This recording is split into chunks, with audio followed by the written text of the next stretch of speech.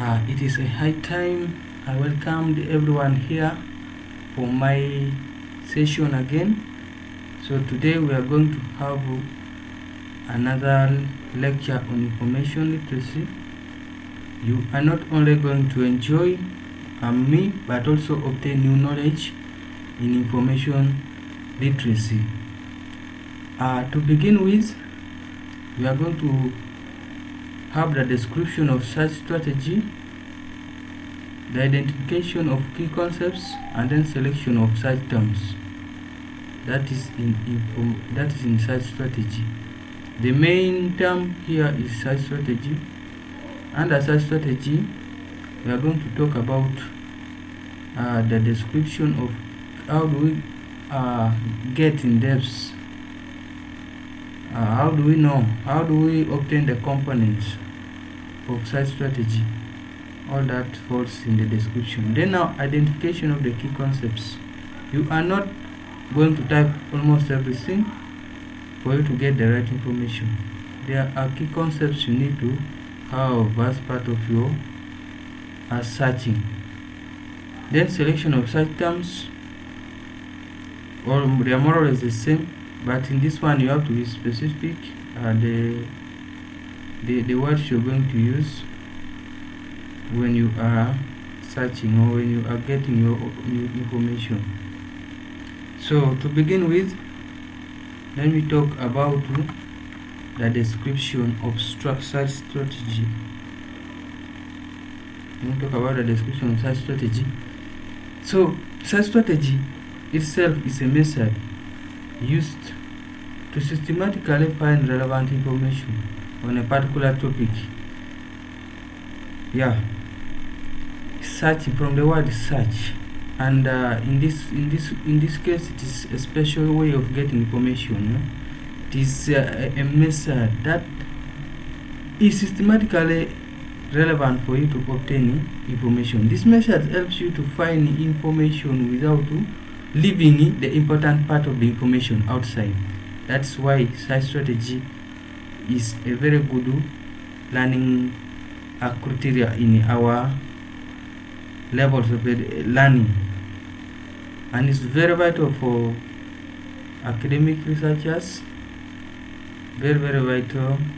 So it involves majorly identifying key concepts, selecting appropriate search terms, information retrieval system, and the use of other search strategies like balloon operators, which we are going to have in our next video. So what you just need to know, when you are searching information, you first have to identify the key concepts. Then after that, you appropriately search for those terms you have identified, so for you to get the right and retrieve this information. That's what you do. Then such strategy is commonly used for academic research in obtaining important information without leaving the important aspect of the information. That is when you follow the steps I've told you. As I finalize, allow me to talk about the identification of key concept. As I said, part of the search strategy, the part of the component of search strategy. So how do we identify concepts when you're searching your work? 1. Assuming you're talking about biodiversity, you first break that topic. It's a large topic. You break it into its components, its main components. Maybe you want to talk about the impact of biodiversity and the environment, impact of what and so on. You first have to break that topic into its components. Then after, you identify the key ideas. Those are the ideas you're going to use for research.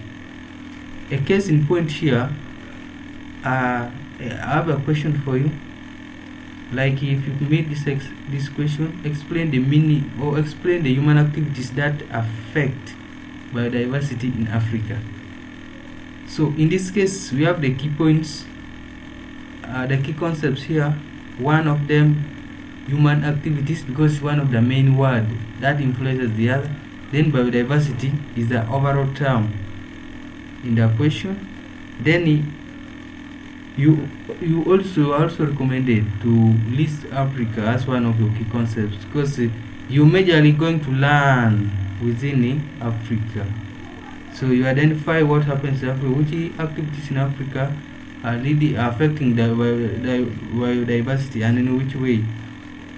So by you doing that, you will get all the important information as far as human activities and biodiversity and relationship is concerned. So thank you for your attention. I'll meet you in the next video. Bye.